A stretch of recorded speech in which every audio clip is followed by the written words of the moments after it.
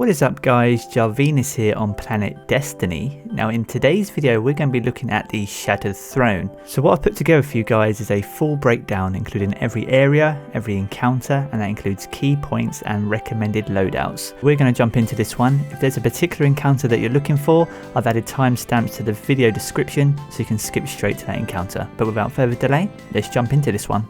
So this first area is called the Erebus Maze, or the Labyrinth. So when approaching the first area you'll encounter a first group of adds as well as a Labyrinth Architect. So eliminating these will spawn a glowing symbol mounted on the wall behind you in a large circle. Now this symbol represents the next area you'll need to locate, and you'll need to repeat the same process of eliminating the adds and taking out the Architect. You'll know if you're in the right area as you'll see the glowing symbol from afar, and you'll need to rinse and repeat this a few times until the final symbol appears and you'll be back at the main first room.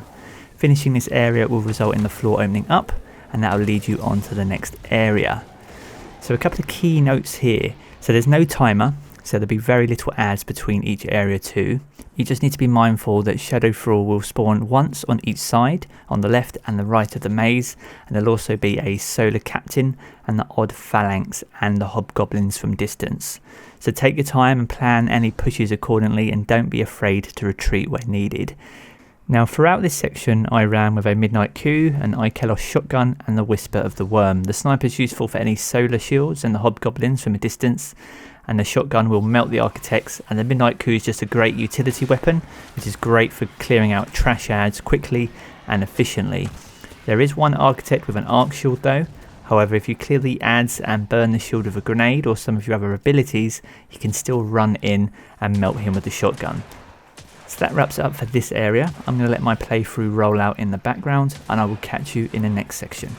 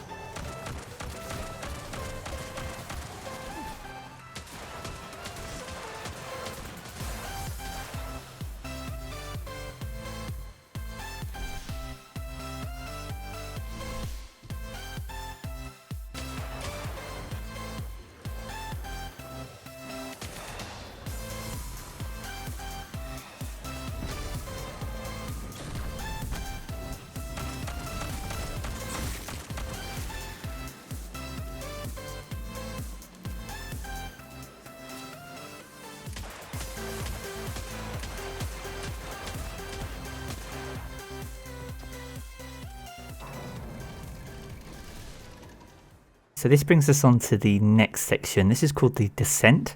So this area has a very linear path. There's very few enemies along the way, and this area requires you to drop down and eventually cross a walkway, and that's where you start to then make your ascent into the spire within the Marasav throne world. So you'll see in this section I've made some changes to my loadout. These are key and we'll cover those in a moment. So throughout this section you'll need to prioritise the Vandals and the Hobgoblins. These will hurt and take you out quickly if you leave them standing for too long. There are 2 Minotaurs as well. These have invisibility shields, so be careful when approaching the door to the walkway section. As you can see here, I do manage to actually take one out with my sniper rifle in a moment. And there's also a defending solar captain. The Ikelos shotgun will reign supreme here, and you'll need to ensure that you have a few ranged options throughout as well. Once you've cleared this section and the walkway, you'll be entering the Ogre Maze, which can be tricky, mainly because the ogres themselves have a push mechanic with their beam which can punish the most eager guardians. So taking them out from distance is definitely the safest option, and it does present little challenge as long as you've retained enough ammo for your sniper. Be wary of the taken orbs as well, avoid those platforms at all costs and make your way across the beams towards the Thall-Way. So just a few things to note in this section. Again, no timers. Scout rifles and snipers are king in this section, so make sure to switch to something that you're comfortable with. Enemies are a little hard towards the end of this section, however that shouldn't pose too much trouble as most will be taken out from distance, and most importantly just be patient, especially in the Ogre Maze. So my recommended loadout would be something like the Nameless Midnight or the Midnight Q, the Ikelos sniper rifle or the shotgun, and the Whisper of the Worm throughout this section. Snipers are useful for Vandals and Hobgoblins, as well as the Solar Captain because of his shield, and it will be key to moving into the final areas of the Shattered Throne as well. So that covers the breakdown for the Descent. As I said earlier, I'll let this one play out and I will catch you in the Thall-Way. See you in a bit.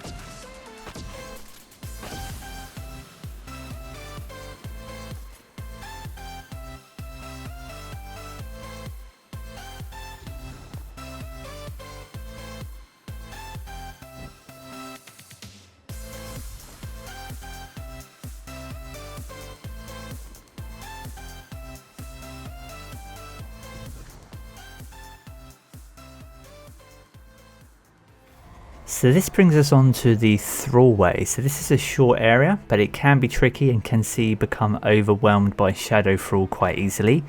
When you enter this area, you'll become slowed as a debuff, which means that you can't double jump and you can't sprint as a result. So you're going to need to stick close to the path that I take and use the ledges to your advantage. My biggest tip is to keep moving and jump as regularly as you can. This will help you jump over any thrall where needed and avoid you from getting into difficult situations where unfortunately you may not have the movement to escape. So that pretty much covers it for this section. As I said, it is a short one, although it can be tricky, but I will catch you at the other end when we enter the chasm. See you in a bit.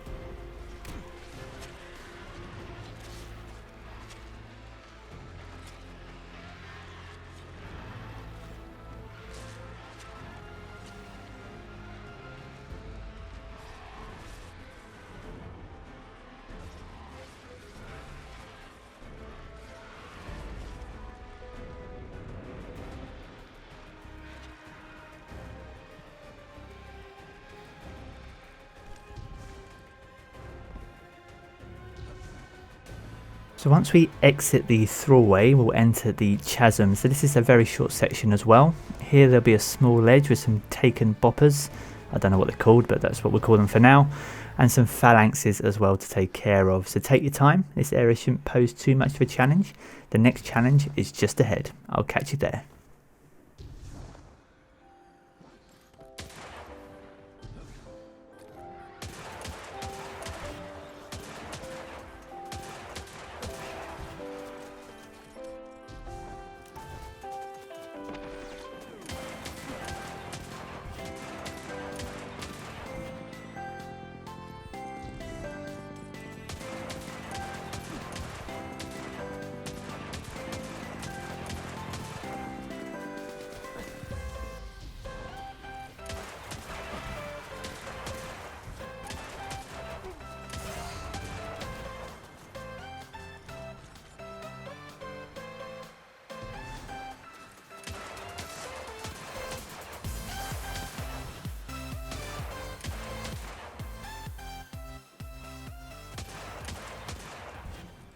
So, welcome to your first boss encounter. So in my opinion, this is the hardest part of your solo run, defeating Vorgeth, and I'm confident you'll go on to finish the activity.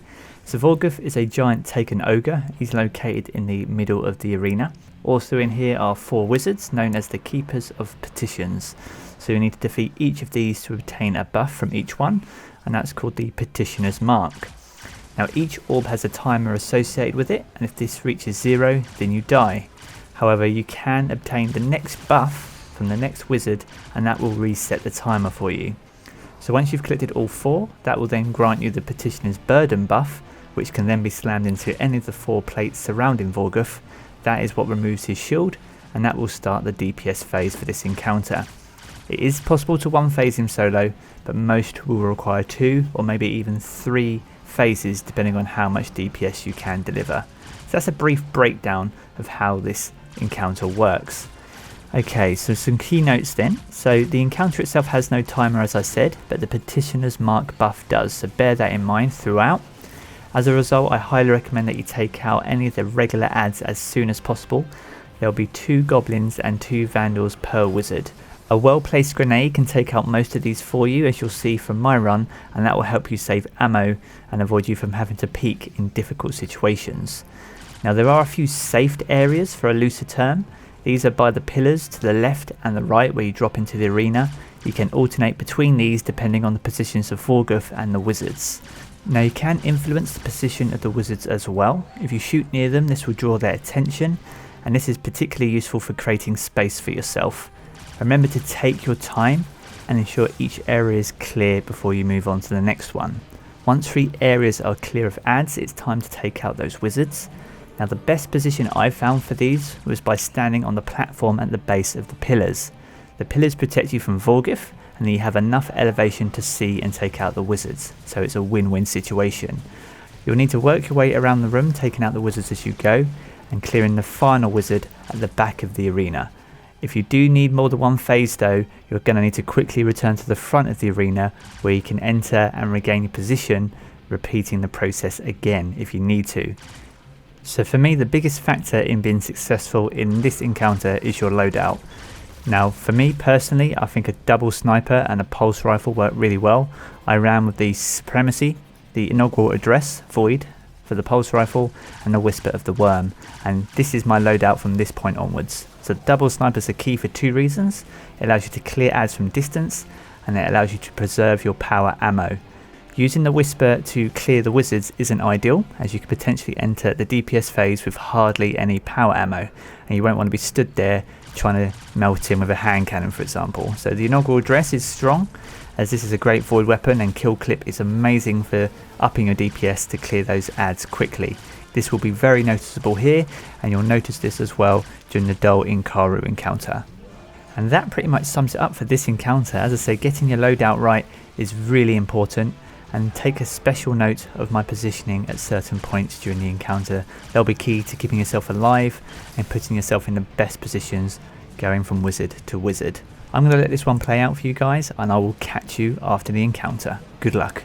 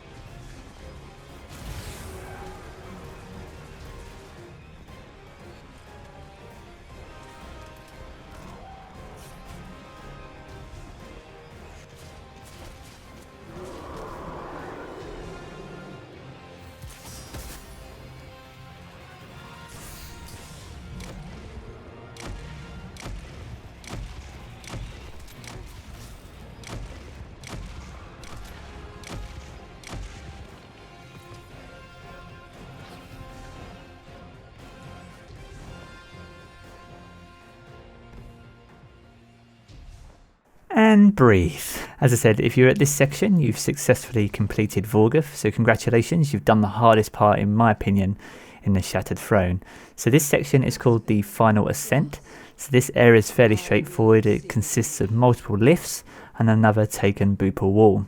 So keep the same loadout as before, taking extra care to preserve as much power ammo as possible, as this will be needed for the Dul Incaru encounter which is coming up.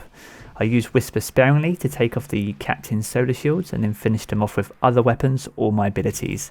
There are some thrall stairs here too, but you can run past most of these with very little difficulty.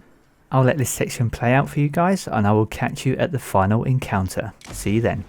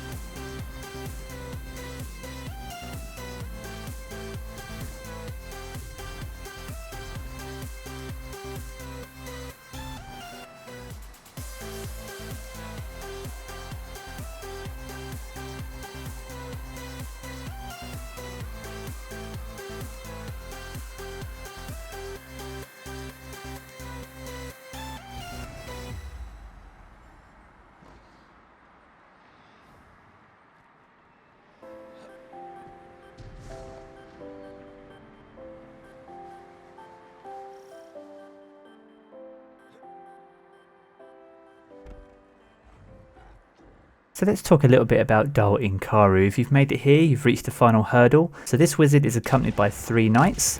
Once the knights are defeated, these will drop an orb that grants the Finite Thought buff. You can only DPS once you've collected an orb, and this is on a timer. So should you allow this to expire, you would die. So similar to the previous encounter. You can, however, cleanse yourself in the middle if you need to, and that'll prevent that from happening. So you can avoid that if you need to.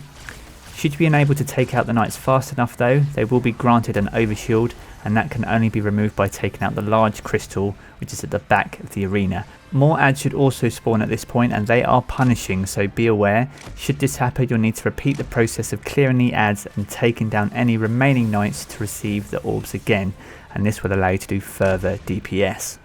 So some key notes for this section: you need to clear ads first. I rotated right here using a solar grenade to clear most of the ads. I was then able to drop a rift that offers some protection for me, and then take out the remaining ads from distance from across the arena.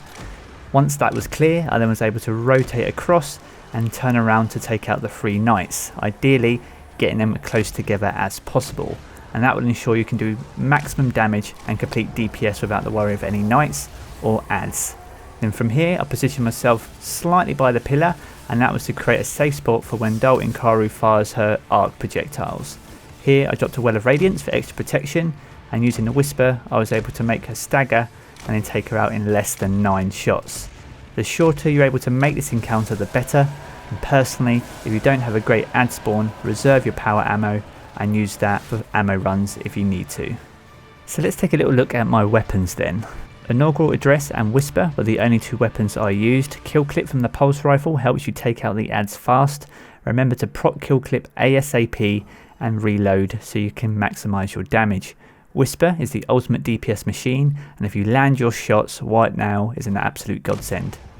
I'll let the Dul Incaru fight play out one more time for you guys. If you found this video useful, then feel free to leave a rating below. If you're new to the channel and want to see more Destiny content here on Planet Destiny, then feel free to hit that subscribe button as well. So that wraps it up for me today. I'm going to jump back into the game, and I'll catch you again soon. Peace out, guys.